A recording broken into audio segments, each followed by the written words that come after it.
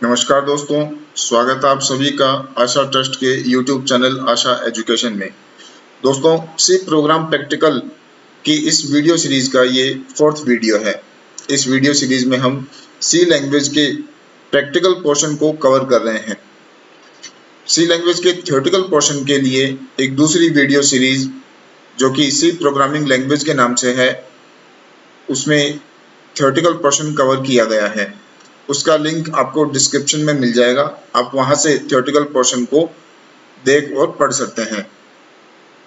इस video series में exam point of view से इम्पोर्टेंट क्वेश्चंस को प्रैक्टिकली करके देखा जा रहा है। तो चलिए शुरू करते हैं।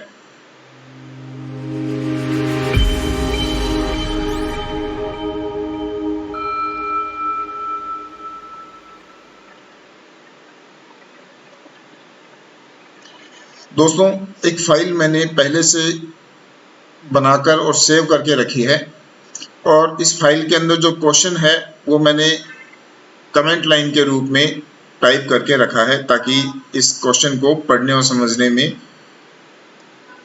आसानी रहे और उसको टाइप करने में टाइम वेस्ट ना हो। तो देखिए, ये क्वेश्चन अपने को क्या कहता है, a person gets basic salary, यानी कि एक पर्सन को बेसिक सैलरी प्राप्त होती है और यही क्या है, यूजर इनपुट है, यानी कि प्रोग्राम में हमको इसी को ही as a user input accept करना है या रीड करवाना है। फिर उसके बाद ये क्या बताता है अपने को कि बेसिक सैलरी मिलती है उस व्यक्ति को और उसके साथ साथ में उसको 40% एचआरए का पूरा नाम होता है हाउस रेंट अलाउंस, मकान किराया भत्ता, और 25% डीए का पूरा नाम होता है डीएनएस अलाउंस, यानी कि महंगाई भत्ता। तो ये सारी चीज उस व्यक्ति को मिलती है किसके आधार पे, बेसिक सैलरी के आधार पे। आगे ये क्या बता रहा है, देखो, द पर्सन हैज टू पे 10% tax on his gross salary. Gross salary का मतलब होता है सकल वेतन। सकल का मतलब क्या हो गया, सारा यानी टोटल। तो टोटल उसको जितना भी वेतन मिलता है उसका 10% उसको टैक्स देना पड़ता है। तो जो सकल वेतन है यानी ग्रॉस सैलरी है, उसमें से टैक्स अपने जब घटा देंगे तो हमको क्या मिल जाएगा, नेट सैलरी मिल जाएगी। आगे क्वेश्चन में क्या पूछा है, देखो, write a program to calculate net salary of the person, यानी कि हमको प्रोग्राम लिखना है जिसमें कि उस व्यक्ति की नेट सैलरी ज्ञात करनी है। अब देखो ध्यान से कि जैसे अपन ने क्वेश्चन पढ़ा, प्रोग्रामिंग के स्टेप्स आपको मैंने बताए हुए हैं सी लैंग्वेज की दूसरी वीडियो सीरीज में जो कि सी प्रोग्रामिंग लैंग्वेज के नाम से है और उसका लिंक डिस्क्रिप्शन में आपको मिल जाएगा। तो आपको प्रोग्रामिंग के स्टेप्स पता हैं कि सबसे पहले जो क्वेश्चन हम लोग पढ़ते हैं वो समझ में आना चाहिए।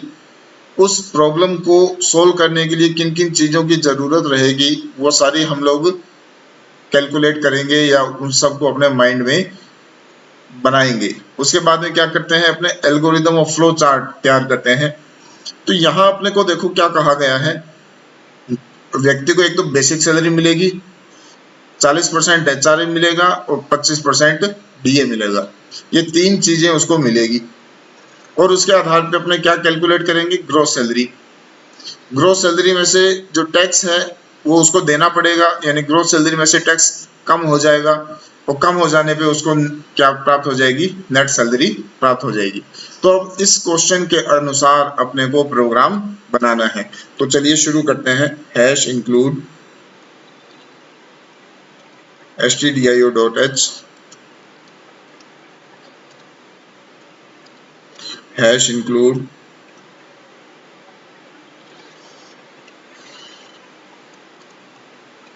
conio.h। इसके बाद में अपना मेन फंक्शन। अब यहाँ पे अपने को वेरिएबल लेने हैं। अब जो अपनी कैलकुलेशन है वो कैलकुलेशन काफी बड़ी हो सकती है, तो इसके लिए अपने जो वेरिएबल लेंगे वो हम क्या लेंगे, देखो ध्यान से, लॉन्ग इंट टाइप का वेरिएबल लेंगे। लॉन्ग इंट टाइप के वेरिएबल अपने बेसिक सैलरी के लिए ले लेते हैं BS, शॉर्ट फॉर्म यूज कर रहा हूं मैं। क्योंकि पूरा यदि अपने वेरिएबल का नाम बड़ा लिखेंगे तो आगे हर जगह उसको टाइप करने में दिक्कत रहेगी, इसके लिए शॉर्ट नेम यूज कर रहे हैं।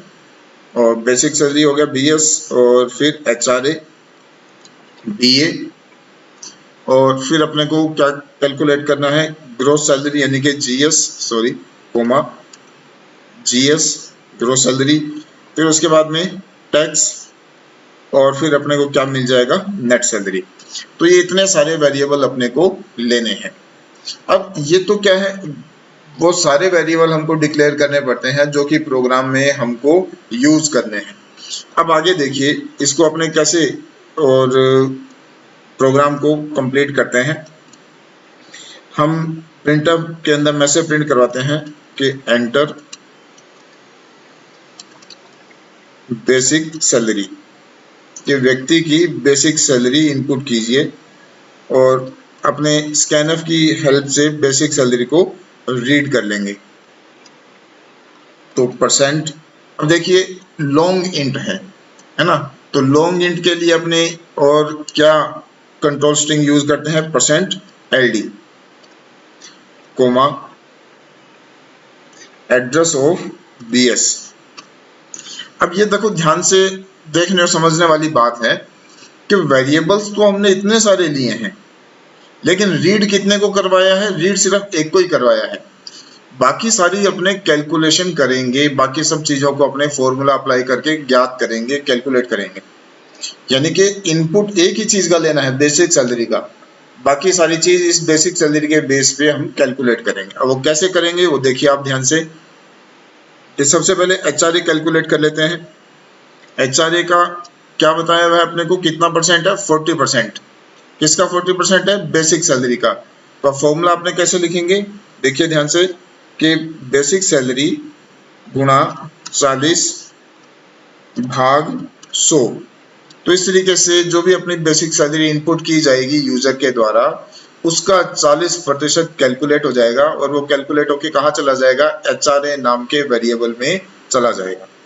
अब उससे अगले लाइन पे अपने लिखते हैं, देखिए ध्यान से कि DA इक्वल्स टू, DA कितना है, DA मिलता है 25%। किसका, बेसिक सैलरी का 25%।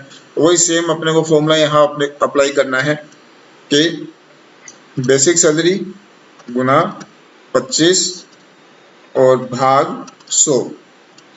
तो इस तरीके से अपना DA कैलकुलेट हो जाएगा जो कि बेसिक सैलरी का 25% है। अब अपने को ग्रोस सैलरी, ग्रोस का हिंदी मीनिंग होता है सकल, या आपने इसको टोटल भी बोल सकते हैं, यानी कि टोटल सैलरी कितनी है, ग्रोस सैलरी, सकल आय सकल वेतन कितना है। तो ग्रोस सैलरी में क्या क्या चीजें आ जाएंगी, basic salary plus HRA plus DA, यानी कि उस व्यक्ति को बेसिक सैलरी तो मिलती ही है, उसके अलावा HRA यानी कि हाउस रेंट अलाउंस भी मिलता है, और उसके अलावा DA भी मिलता है। तो ये सारी चीज मिलाएंगे तब अपने को क्या प्राप्त हो जाएगी, ग्रोस सैलरी यानी टोटल सैलरी मिल जाएगी। अब जो अपने को टैक्स कैलकुलेट करना है, और टैक्स अपने को कितना बताया हुआ है, 10% टैक्स है ना। तो टैक्स इक्वल्स टू, अब 10% किसका है, ग्रोस सैलरी का 10%, ये से ध्यान रखनी है। तो हम क्या करेंगे, ग्रोस सैलरी गुना 10 और भाग 100। अब इसके अंदर अपने आप ब्रैकेट अप्लाई कर देते हैं ताकि कंफ्यूजन ना हो कि पहले कौन सा ऑपरेशन परफॉर्म करना है। तो पहले अपने को ग्रोस सैलरी को गुणा करना है 10 से और फिर भाग देना है 100 का। तो इस तरीके से अपने को टैक्स मिल जाएगा। अब टैक्स भी प्राप्त हो गया। अब उसके बाद में हमको क्या करना है, नेट सैलरी कैसे ज्ञात होगी, कैसे कैलकुलेट होगी, ग्रोस सैलरी में से जब टैक्स को घटा दिया जाएगा तो अपने को नेट सैलरी मिल जाएगी। तो अपने यहाँ लिख देते हैं नेट सैलरी बराबर ग्रोस सैलरी माइनस टैक्स। ये अपना किसका फॉर्मूला हो गया, नेट सैलरी को कैलकुलेट करने का फॉर्मूला हो गया। अब साहब अपने यहाँ पर रिजल्ट प्रिंट करवा देते हैं, प्रिंटफ और यहाँ अपने मैसेज प्रिंट करवा देते हैं कि net salary of person equals to %LD, है ना। LD किसके लिए है? लॉन्ग इंटीजर के लिए। और यहाँ पे अपने क्या लिख देते हैं? NS और लास्ट में सेमीकोलन, गेट CH, और इस तरीके से अपन ने ये सारा प्रोग्राम टाइप कर लिया। अब इसका अपने पहले आउटपुट देखते हैं। मैं आपको वापस ये प्रोग्राम और दोबारा से बता दूंगा। पहले अपने इसका आउटपुट चेक कर लेते हैं। फाइल को सेव कर लेते हैं Ctrl+S कमांड से। और प्रोग्राम को कंपाइल और एग्जीक्यूट करने के लिए क्या कमांड होती है? F11। तो कीबोर्ड से F11 कमांड प्रेस करते हैं। प्रोग्राम अपना रन हो चुका है। अब अपने एक बार एंटीवायरस को यहाँ पे बंद कर देते हैं, नहीं तो ये बीच में प्रॉब्लम करेगा। इसको 1 घंटे के लिए डिसेबल कर देते हैं। अब यहाँ पे अपने बेसिक सैलरी इनपुट करनी है। अब ध्यान से देखिए, बेसिक सैलरी अपने को इनपुट करनी है। यहाँ अपने मान लीजिए वैल्यू इनपुट करते हैं एक बार। सही भी कम कैलकुलेशन के लिए अपने एक बार सिंपल वैल्यू इनपुट करते हैं कि 10,000 हमने बेसिक सैलरी इनपुट करी। अब 10,000 तो बेसिक सैलरी हो गई। अब इसके आधार पे 40% HRA है ना, तो HRA कितना बन जाएगा इसका? 10,000 का 40% कितना हो जाएगा? 4,000। फिर बेसिक सैलरी का 25% DA, तो 25% DA कितना हो जाएगा? 10,000 का 25% कितना हो जाएगा? 2,500 रुपए। तो 4,000 क्या हो गया? HRA, 2,500 क्या हो गया? DA। अब इन सबको जब अपने जोड़ देंगे तो क्या मिल जाएगा? Gross salary. और बाकी आगे की कैलकुलेशन है। अब देखो, अपने एंटर बटन दबाते हैं तो इसने बता दिया कि नेट सैलरी कितनी है व्यक्ति की? 14,850। अब ये 14,850 कैसे आया होगा? जैसे कि अभी अभी मैंने आपको बताया कि बेसिक सैलरी थी अपनी 10,000। मैं यहाँ लिख देता हूं 10,000। तो HRA कितना कैलकुलेट होगा अपना? HRA अपना कैलकुलेट होगा 4,000। और DA कितना कैलकुलेट होगा अपना? DA कैलकुलेट होगा 2,500 रुपए। अब 10,000 प्लस 4,000 कितने हो गए? 14,000। 14,000 प्लस 2,500 यानी कि 16,500। तो ग्रोस सैलरी अपनी कितनी आ गई? ग्रोस सैलरी आ गई साहब इस इनपुट के हिसाब से 16,500। अब 16,500 का 10%, तो 16,500 का 10% कितना हो गया? 1,650। ये अपने लिख लेते हैं 1,650, है ना। तो ये कितना हो गया अपना? 1,650 टैक्स हो गया। अब सब नेट सैलरी कितनी आ जाएगी? तो नेट सैलरी अपनी आ जाएगी ग्रोस सैलरी यानी कि 16,500 माइनस 1,650। तो ये अपनी नेट सैलरी आ जाएगी। और नेट सैलरी अपनी कितनी है साहब? 14,850। तो इस तरीके से अपन ने देखो क्या क्या चीज सीखी कि इस प्रोग्राम में अपन ने वेरिएबल्स तो बहुत सारे लिए, लेकिन इनपुट सिर्फ एक को ही करवाना था। इससे पहले के जो अपन ने प्रोग्राम देखे और पढ़े थे उनमें भी कुछ ऐसा ही था कि वेरिएबल्स तो ऊपर कई सारे थे, लेकिन रीड कैसे कितने को करवाना था? जितने की रिक्वायरमेंट है, जैसा कि क्वेश्चन में दिया गया है या पूछा गया है उसके अनुसार।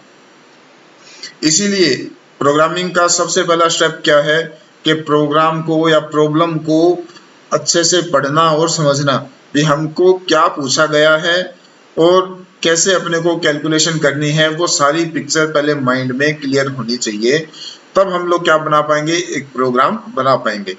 प्रोग्राम की कभी भी रट्टा नहीं मारा जा सकता, प्रोग्राम को कभी भी याद नहीं किया जा सकता, प्रोग्राम को सिर्फ समझा जा सकता है और प्रोग्राम की प्रैक्टिस की जा सकती है।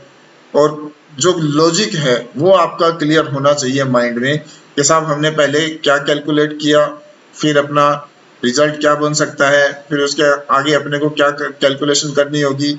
ये सारी चीजें पहले अपने को माइंड में क्लियर होनी चाहिए। उसके आधार पे स्टेप वाइज स्टेप अपने इसके इंस्ट्रक्शंस लिख के और अपना प्रोग्राम कर सकते हैं पूरा, और उसका आउटपुट अपने सही से प्राप्त कर सकते हैं। तो ये अपनी क्या थी? अपना एक प्रोग्राम हो गया। नेक्स्ट क्वेश्चन अपने देखते हैं। नई फाइल ओपन करने के लिए Ctrl+N कमांड। अब जो आपको बताया गया था कि ये तो क्या था? नेट सैलरी कैलकुलेट करने के लिए। अब मीटर, किलोमीटर, सेंटीमीटर, इसके लिए आपको और क्वेश्चन दिया गया था, तो अपने यहाँ पे नोट कर लेते हैं के कन्वर्ट मीटर, और यहीं पे अपने लिख लेते हैं ये मीटर ही क्या है, यूजर इनपुट है, यूजर इनपुट है। और इसको अपने को कन्वर्ट करना है किसमें, किलोमीटर में, सेंटीमीटर में और मिलीमीटर में। तो ये अपने को कैलकुलेशन करनी है, यानी कि मीटर को इनपुट किया जाएगा और उस मीटर के आधार पे अपने को किलोमीटर, सेंटीमीटर और मिलीमीटर ज्ञात करने हैं और उनको प्रिंट कराना है। तो ऐसा अपना ये क्वेश्चन है, ऐसा अपना ये प्रोग्राम अपने को बनाना है। अब देखिए इसके लिए क्या होगा कि सबसे पहले अपने इसको फाइल को सेव कर लेते हैं और फाइल का नाम अपने रख देते हैं metre to kilometre, metre to km लिख देते हैं एक बार शॉर्ट में, और एक्सटेंशन नेम वही .c, फाइल को सेव कर देते हैं। अब अपना प्रोग्राम टाइप करते हैं, हैश इंक्लूड stdio.h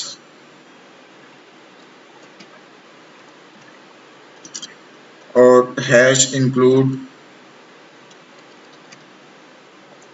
conio.h। इसके बाद में इंट मेन,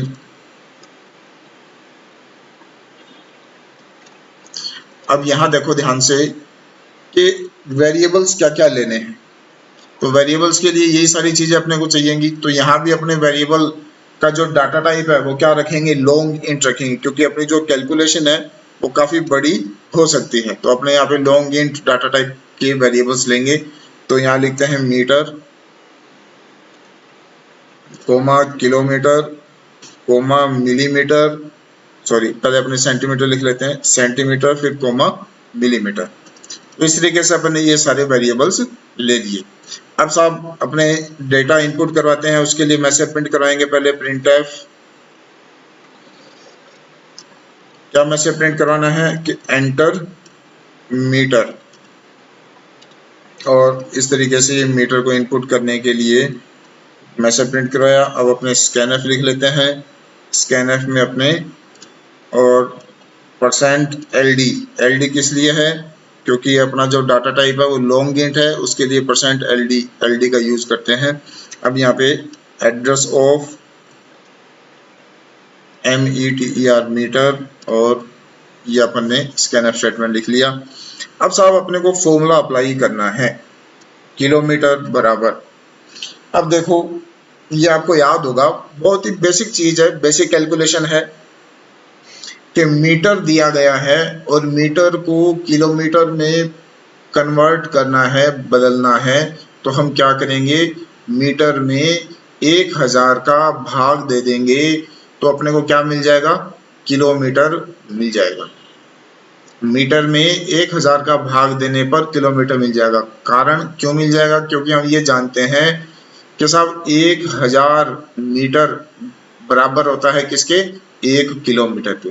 या दूसरे शब्दों में अपने यूं कह सकते हैं कि 1 किलोमीटर में 1000 मीटर होते हैं। तो हमारा फॉर्मूला क्या बनेगा, METER मीटर डिवाइडेड बाई 1000, ये अपना फॉर्मूला बन जाएगा। किसका फॉर्मूला है ये, किलोमीटर को कैलकुलेट करने का। ठीक है जी, ये अपना हो गया। अब अगली लाइन में अपने क्या लिखते हैं, देखो कि साहब सेंटीमीटर इक्वल्स टू, अब सेंटीमीटर का क्या फॉर्मूला होगा, सेंटीमीटर के फॉर्मूला क्या रहेगा। हम ये जानते हैं कि 1 मीटर में 100 सेंटीमीटर होते हैं, 1 मीटर में 100 सेंटीमीटर होते हैं। अब और मान लीजिए कि साहब 500 मीटर है तो सेंटीमीटर कितने हो जाएंगे, अपने उसको क्या करेंगे 100 से गुना कर देंगे। तो फॉर्मूला क्या बनेगा, फॉर्मूला बनेगा मीटर गुना 100। तो अपना रिजल्ट क्या आ जाएगा, सेंटीमीटर, यानी मीटर में 100 का गुना कर देंगे तो सेंटीमीटर प्राप्त हो जाएगा। इसी तरीके से मिलीमीटर, अब जो मिलीमीटर है वो कैसे कैलकुलेट होगा, मिलीमीटर के लिए अपने क्या करेंगे, अपने को ये पता है कि 1 मीटर में 1000 मिलीमीटर होते हैं, 1000 मिलीमीटर होते हैं। तो अपने क्या करेंगे, मीटर में गुणा कर देंगे 1000 का। तो इस तरीके से अपने को क्या मिल जाएगा, मिलीमीटर मिल जाएगा। अब साहब ये तीनों कैलकुलेशन तो हो गई, अब अपने को प्रिंट करवाना है ना। तो रिजल्ट जो अपने को प्रिंट करवाना है वो कैसे करवाएंगे, वही सेम अपने प्रिंटफ, और प्रिंटफ के अंदर अपने मैसेज लिख देते हैं, देखो ध्यान से, कि /n kilometre equals to %LD और कोमा km, है ना, और लास्ट में सेमीकोलन। अब इसी की अपने क्या कर लेते हैं, कॉपी कर लेते हैं। तो कॉपी करने के लिए अपने क्या करते हैं, इस पूरी लाइन को सिलेक्ट किया, Ctrl+C और पेस्ट कर देते हैं 2 बार, है ना। और अब यहाँ अपने जल्दी से इसको चेंज कर देते हैं, किलोमीटर की जगह क्या आ जाएगा, सेंटीमीटर। यहाँ पे क्या आ जाएगा, वेरिएबल का नाम cm, और यहाँ किलो की जगह क्या आ जाएगा, मिलीमीटर।